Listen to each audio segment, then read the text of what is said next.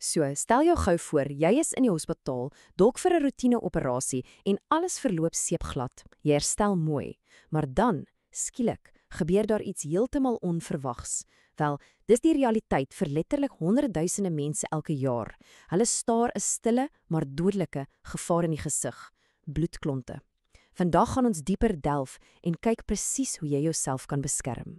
Shh, kyk bietjie na daai nommer, 600 000. Dis hoeveel mense net in die FSA elke jaar 'n bloedklont in 'n aar ontwikkel. Die mediese term, venese tromboembolese. Ja, VTE. Dis nogal mondvol, ek weet. Maar die probleem wat dit beskryf is iets wat regtig enige een van ons kan tref. En hier is die deel wat regtig seermaak. Uit daardie groep sterf al 100 000 mense, elke liewe jaar. Maar weet jy wat die ergste is? Die oorgrootste meerderheid van hierdie sterftes was heeltemal voorkombaar. Dis 'n tragedie en is iets wat ons eenvoudig nie kan aanvaar nie. En dit gaan nie net oor die onbeskryflike menslike pyn nie, daar's ook die geld, 'n reuse finansiële impak. $10 miljard. Dis wat dit die gesondheidsorgstelsel elke jaar kos om hierdie bloedklonte te behandel. So dis duidelik 'n massiewe probleem, van alle kante bekyk. Goed, so wat presies is hierdie WTE waarvan ons praat? Wel, dink daaraan as 'n soort 2-stap proses. Stap 1 is diep venese trombose of DVT soos die dokters dit noem. Dis basies wanneer 'n bloedklont in 'n diep aar vorm. Dink aan dit as 'n onwelkome gas wat kamp opslaan, gewoonlik in jou been. Maar die regte gevaar lê in stap 2, pulmonale embolisme of PE. Dis wanneer 'n stukkie van daai klont afbreek en wel op reis gaan. En as daai klein reisiger in jou longe gaan vassit, kan die gevolge dodelik wees. En hier's die ding wat my kop laat draai. Dis een van die mees voorkombare oorsake van sterftes in hospitale. Regtig. OK, as dit dan so voorkombaar is die groot vraag mos, hoe?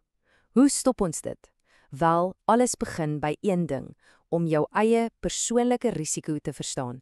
So, kom ons kyk 'n bietjie, wie is nou eintlik die kwesbaarste? Jou kans om 'n bloedklont te kry is glad nie sommer net toevallig nie, né? Dink aan jou dokter as 'n soort speurder wat leidrade soek. Hulle kyk na alles, jou mediese geskiedenis, jou leefstyl, hoekom jy in die eerste plek in die hospitaal is. Al hierdie klein stukkies van die legkaart help hulle om 'n prentjie te bou van presies hoe groot jou risiko is. En hierdie tabel wys dit nogal mooi. Jy sien daar's verskillende vlakke van risiko. As jy byvoorbeeld 'n groot operasie het, soos 'n heup of knievervanging, is jy in daai sterk risikogroep. Kanker, of as jy al voorheen 'n klont gehad het, dis 'n matige risiko. En dan selfs iets wat so onskuldig klink soos om vir meer as 3 dae in die bed te moet lê. Selfs dit verhoog jou risiko. Jou dokter weeg al hierdie goed op om die beste plan vir jou uit te werk. Goed, so nou dat ons weet wie die meeste in die gevaarsone is dit tyd om te praat oor die plan van aksie. Hoe veg ons terug? Wel, ons hospitale het basies 2 hoofstrategieë in hulle arsenaal om hierdie stille moordenaar te stop. Dink hieraan so. Jou dokter het 2 verskillende gereedskapkiste. In die een kus is daar meganiese metodes. Dis goed wat fisies druk uitoefen om jou bloed aan die beweeg te hou. Die ander kus, dis die farmakologiese een. Met ander woorde, dit is die chemiese hulp, medikasie wat ons bloedverdunners noem, wat direk werk om te keer dat jou bloed te maklik klonte vorm. 'n Fisiese druk teenoor 'n chemiese hulp. Goed, kom ons maak daai gereedskapskiste oop en kyk 'n bietjie van naderby. Drukkers teenoor verdunners. Kom ons kyk presies hoe hierdie goed werk. As ons kyk na daai meganiese gereedskap, is daar een wat kop en skouers bo die res uitstaan. Dis die intermitterende pneumatiese kompressietoestel, of kom ons noem dit sommer EPK. Klink vreeslik tegnies, ek weet, maar dis eintlik 'n briljant, eenvoudige en super effektiewe manier om klonte te voorkom sonder om enige medikasie te gebruik. So, hoe werk dit? Dis eintlik nogal slim. Dink daaraan soos 'n outomatiese masseerder vir jou bene.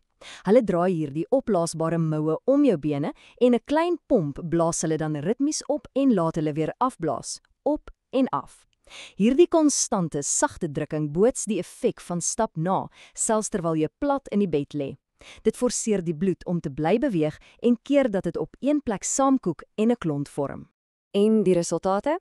Wel, die getalle lieg nie. Kyk gou hier. By hoë risiko chirurgie sonder enige voorkoming het 23% van pasiënte 'n DVT ontwikkel. Dis amper 1 uit elke 4, maar sit daai EPK-toestel aan en daai syfer tuimel tot net 10%. Dis 'n vermindering van meer as die helfte. Dis nie net 'n statistiek nie, dis letterlik 'n lewensredder. Nou, kom ons kyk in daai ander gereedskapskis, die farmakologiese een. Ons praat hier van bloedverdunners. Daar's 'n hele rits van hulle, van ou bekendes soos heparin en selfs aspirine in sekere gevalle, tot die nuwer, meer moderne pille. Die dokter se keuse hang altyd af van 'n fyn balans. Hulle moet die risiko van 'n gevaarlike klont opweeg teen die risiko van ongewenste bloeding. Dis 'n fyn kuns. So, ons het nou gepraat oor al die risiko's en al hierdie slim mediese planne om jou veilig te hou. Maar daar's een kritiese faktor, een ding wat die beste planne ter wêreld heeltemal kan laat ontspoor. En daardie een ding, wel, dis jy.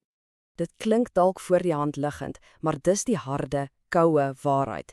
Die beste, mees briljante voorkomingsplan beteken absoluut niks as dit nie gevolg word nie. As daai pilletjie in die koppie bly, of as jy daai moue van jou bene afhaal omdat hulle irriterend is, wel, dan is die hele plan nutteloos. En as jy dink, ag, wat kan nou gebeur as ek net een dosis mis? Luister hierna. Die data wys dat as jy net een enkele dosis van jou voorkomende medikasie mis, kan jou risiko vir 'n bloedklont met byna 500% styg. Nee, dis nie 'n tikfout nie. 500%. Dit wys jou, elke liewe dosis, elke liewe inspuiting tel. En tog, ten spyte van daai skokkende syfer, word tot 1 uit elke 10 voorgeskrewe dosis nooit geneem nie. Hoekom? Wel, baie keer is dit omdat mense weier. Dalk is hulle bang vir neeweffekte, of dalk verstaan hulle net nie regtig hoe groot die risiko is as hulle dit nie neem nie. En dis presies hoekom dit so belangrik is om hieroor te praat. Kennis is mag, en in hierdie situasie kan daai kennis jou lewe red. So, waar laat dit ons? As jy of een van jou geliefdes ooit in die hospitaal beland, wat is die heel eerste, die heel belangrikste vraag wat jy moet vra oor bloedklontvoorkoming? Wees jou eie en jou familie se grootste beskermer. Moet nooit bang wees om vrae te vra nie. Vra daai eenvoudige, maar ongelooflik kragtige vraag: wat is ons plan om bloedklonte te voorkom? Net daai een vraag, dit kan werklik die verskil maak.